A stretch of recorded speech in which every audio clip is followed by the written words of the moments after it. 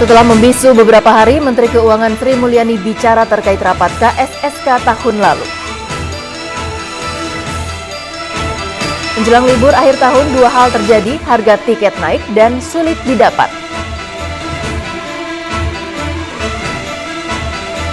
Selamat sore pemirsa, perseteruan antara Menteri Keuangan dan anggota Pansus skandal Senturi akan kami hadirkan bagi Anda melalui RCTI, saluran resmi penyelenggara Piala Dunia 2010. Saya Chantal Della Conceta, inilah Seputar Indonesia.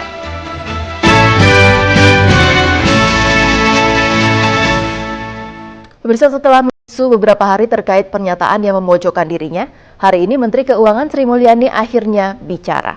Dalam konferensi pers yang digelar siang tadi, juga diputar sebagian rekaman pembicaraan dan suasana saat rapat KSSK tahun lalu.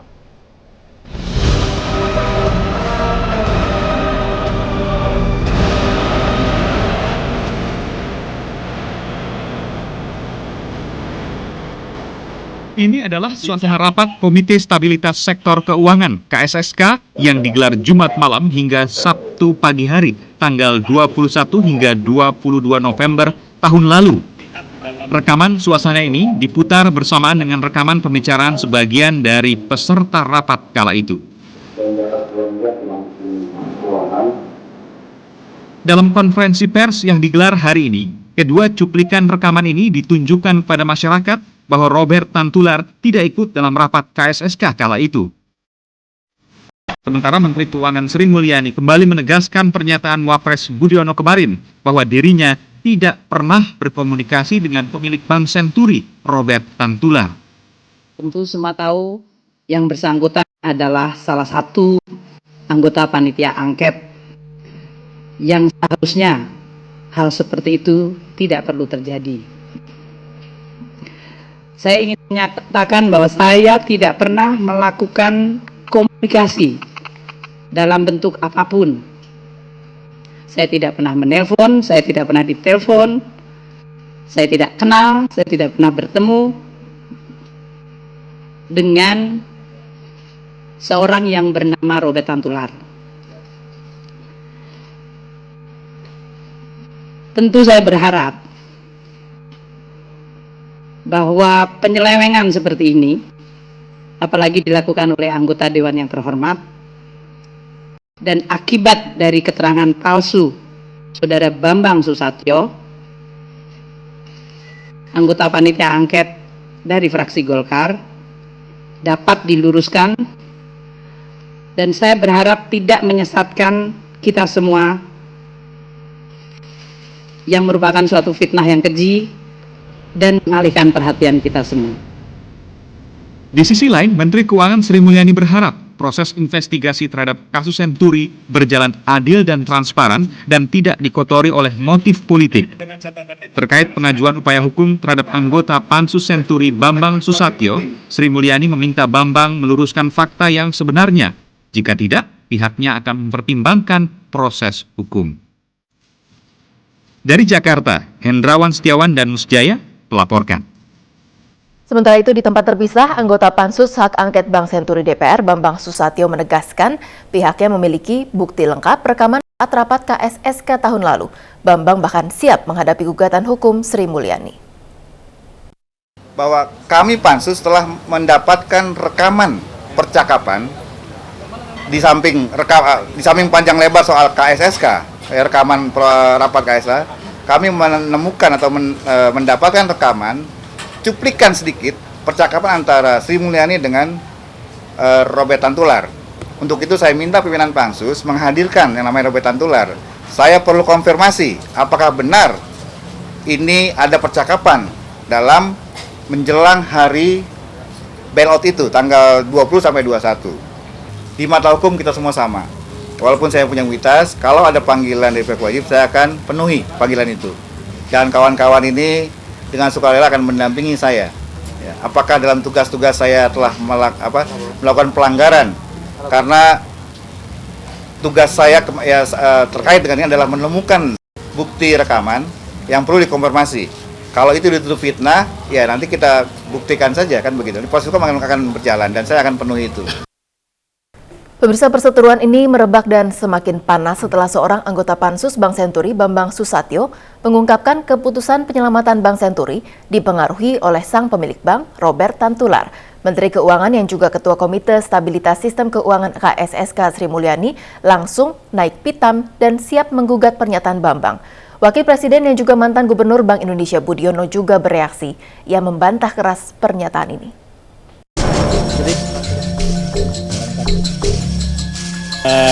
Kita lihat di sini.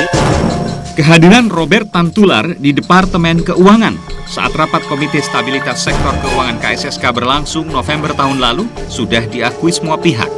Rapat kala itu membahas pengucuran dana talangan untuk membantu Bank Senturi yang sedang bermasalah senilai 6,7 triliun rupiah. Ini pesertanya banyak, ada Budiono, Sri Mulyani, Halim Alamsyah, Rujito, Darmin, Anggito, Marsilang, Kuat Rahmadi, Fajri, Agus Martawardoyo, Agus kehadiran sebagai narasumber di sini. Kemudian ada yang Palede dan Robert Tantular. Robert Tantular ini menunggu di luar dari mulai sore hingga menjelang pagi. Kemarin Wakil Presiden Budiono pun mengakui Robert ada di gedung yang sama meski di luar ruangan rapat dan tidak ada komunikasi apapun. Kala itu Budiono ikut rapat dalam posisinya sebagai Gubernur Bank Indonesia. Robert Tantular pada waktu malam itu ada di bagian lain dari gedung, di lantai 2 atau lantai berapa, tapi intinya tidak pada ruang rapat kita. Memang didatangkan untuk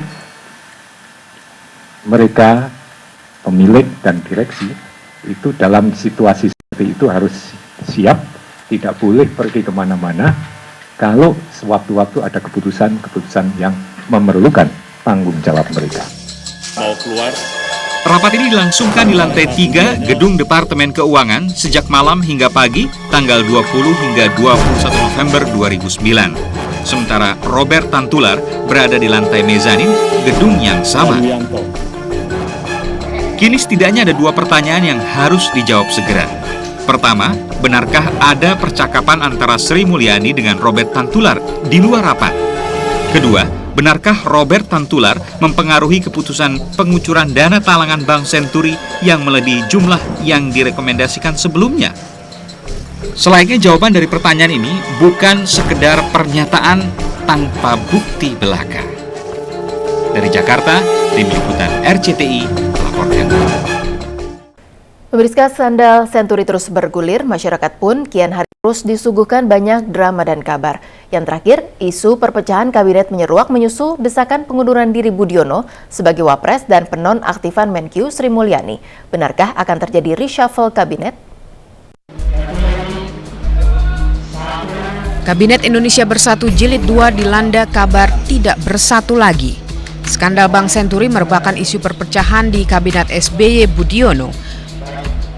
Lalu benarkah Kabinet SBY Budiono terancam pecah? Santer beredar jika Budiono dilengserkan, calon kuat yang akan menggantikan Budiono adalah Abu Rizal Bakri atau Hatta Rajasa. Namun mantan Ketua Umum PAN yang juga mantan Ketua Tim Sukses SBY Budiono dan kini menjabat Menko Perekonomian, Hatta Rajasa, membantah isu perpecahan kabinet. Tidak ada isu dari mana itu. Kabinet kompak, solid, itu tidak ada. Entah dari mana isu-isu itu. Yang jelas tidak ada. Sangat kompak, sangat solid kita. Ya. Tidak ada. Tidak ada, saya tegaskan, tidak ada itu. Menurut Hatta, perpecahan kabinet dan tuntutan Budiono mundur tidak mendasar. Hatta menjamin Budiono tidak akan mundur dari jabatannya sebagai Wapres. Dan Presiden Susilo Bambang Yudhoyono pun tak kalah gerah dengan isu perpecahan kabinet ini.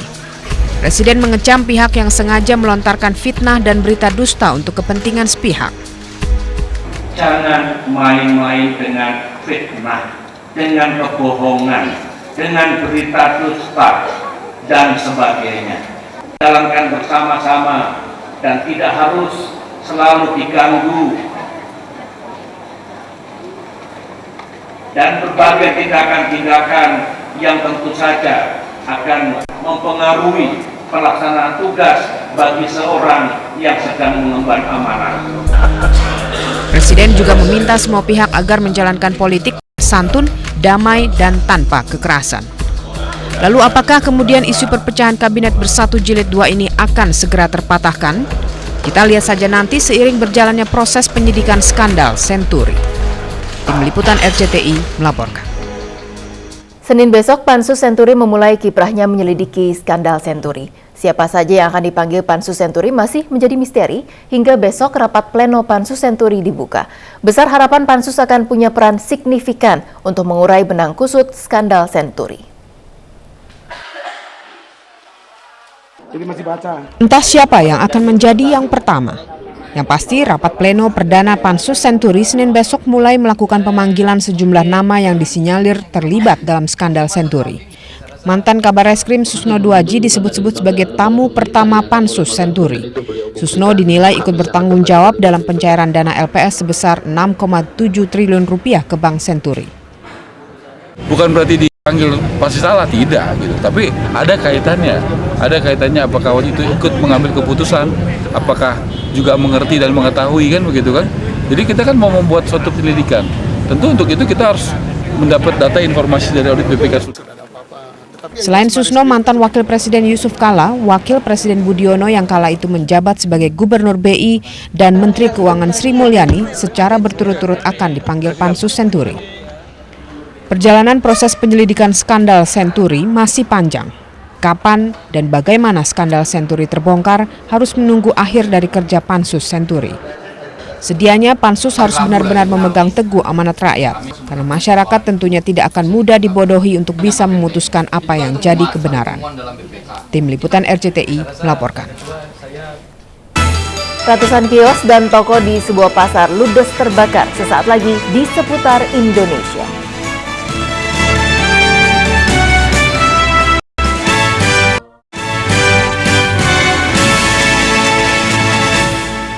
Ratusan kios dan belasan toko di Pasar Gerabak, Magelang, Jawa Tengah ludes dilalap api.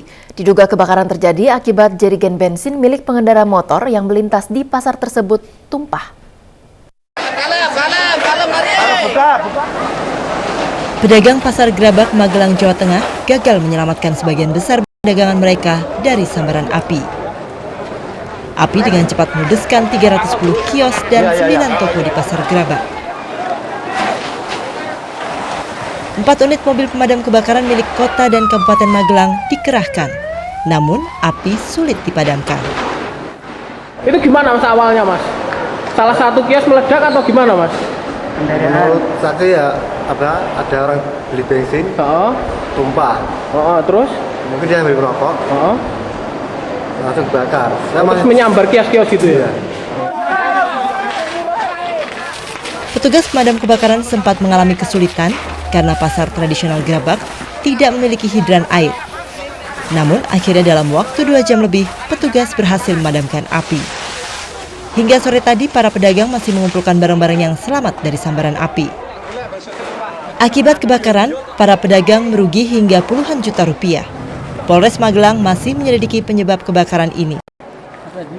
Dari Magelang, Jawa Tengah, Puji Hartono melaporkan.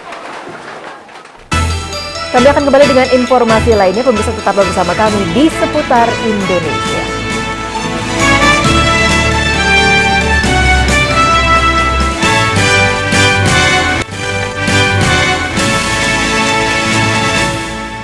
Pemirsa, urusan damai Prita Rumah Sakit Omni masih pelik, tapi draft perdamaian yang disusun Departemen Kesehatan sudah menuai kontroversi. Salah satu klausul dinilai sebagai bentuk pembungkaman. Benarkah setelah perdamaian ini terwujud, Prita akan dibungkam? Prita dan Omni belumlah berdamai, tapi draft klausul perdamaian yang disusun Departemen Kesehatan sudah menuai kontroversi. Poin 4 dalam klausul menyatakan kedua pihak tidak boleh mengungkit-ungkit lagi persoalan ini, baik jalur hukum maupun media massa. Benarkah klausul ini sebagai bentuk pembungkaman? Bagaimana kedua pihak menanggapi ini? Kalau kita ingin menyampaikan sesuatu tentu boleh, tidak ada masalah gitu ya. Apalagi mengenai perdamaian ini, yang dijaga adalah tidak menyampaikan keluhan, itu maksudnya yang dulu-dulu lagi. Jangan sampai mohon maaf misalkan menghina lagi atau apalah, ibaratnya yang bisa menyakitkan salah satu pihak gitu. tapi tidak dengan pihak Prita. Kuasa hukum Prita dari kantor OJK Ligis mengaku keberatan dengan klausul dilarang berbicara ke media massa dan menuntut klausul tersebut dicabut. Belum lagi soal bungkam-membungkam ini beres, Prita Omni masih berbenturan persoalan pidana. Rumah sakit Omni Internasional tak bisa memenuhi permintaan Prita agar menghadap majelis hakim pidana, menyatakan bukan sebagai korban. Sementara Prita tak akan mau berdamai dengan Rumah Sakit Omni Internasional sebelum pihak rumah sakit menghadap majelis hakim. Inilah yang membuat perdamaian yang dimediasi Depkes sejak 1 minggu lalu ini masih buntu. Kita mematuhi proses hukum yang sedang berjalan, tetapi dari saksi yang melaporkan ini kami harapkan menghadap kepada majelis hakim pengadilan pidana ya untuk menyatakan bahwa perkara ini selesai, bahwa dia bukan korban dan minta supaya Prita Mulyasari dibebaskan. Karena apa? Karena dari merekalah akhirnya Prita Mulyasari ini masuk ke dalam penjara. Sekali lagi bahasa yang paling netral menurut kami gitu, yang menyerahkan perdamaian ini gitu loh. Tidak ada saling menuntut, kamu harus minta maaf atau saya minta maaf. Udah saling memaafkan. Untuk mencabut perkara pidana itu tidak punya kewenangan sama sekali. Itu kan kewenangannya ada di majelis hakim. Sekali lagi bahasa yang paling netral menurut kami gitu, yang menyerahkan perdamaian ini gitu loh. Tidak ada saling menuntut, kamu harus minta maaf atau saya minta maaf. Udah saling memaafkan. Nah, jadi kita berharap menjadikan pertimbangan dari majelis hakim. Saya rasa itu cukup arif nanti ya. Saat kedua belah pihak masih berkonflik, koin-koin peduli Prita terus terkumpul berkarung-karung di posko di Jalan Langsat 1, Kebayoran Baru, Jakarta Selatan. Sekitar 50 karung besar berisi koin ini nilainya lebih dari 190 juta rupiah. Di Surabaya, anak-anak SD berkostum tokoh kartun menggalang dana untuk Prita dengan pementasan drama musikal. Untuk Prita dan Omni yang sedang berseteru, koin-koin ini tidak sekedar mendukung Prita yang mereka nilai mendapat perlakuan tidak adil. Segera berdamai dan Prita bebas murni dinanti sambil koin terus terkumpul. Tim Liputan RCTI melaporkan. Jelang libur akhir tahun, harga tiket mulai naik dan sulit didapat. Sesaat lagi di Seputar Indonesia.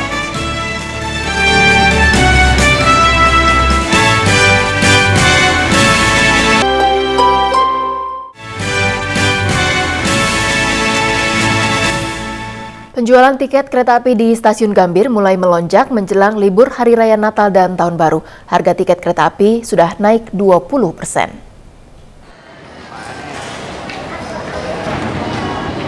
Anda yang akan menggunakan jasa kereta api untuk libur akhir tahun sepertinya harus berpikir ulang untuk menggunakan transportasi lain. Menjelang libur Hari Raya Natal dan Tahun Baru, antrean calon penumpang kereta api untuk pemesanan tiket tujuan Jawa Tengah dan Jawa Timur kini sudah mulai meningkat seperti di Stasiun Gambir sejak Minggu pagi.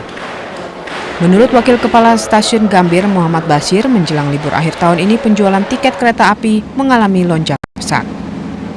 Hari Natal Tahun Baru ini ya, khusus untuk tanggal 17, tanggal 23, 24 itu sudah KK reguler maupun kereta api tambahan sudah hampir terjual habis, khusus tiket ke sana.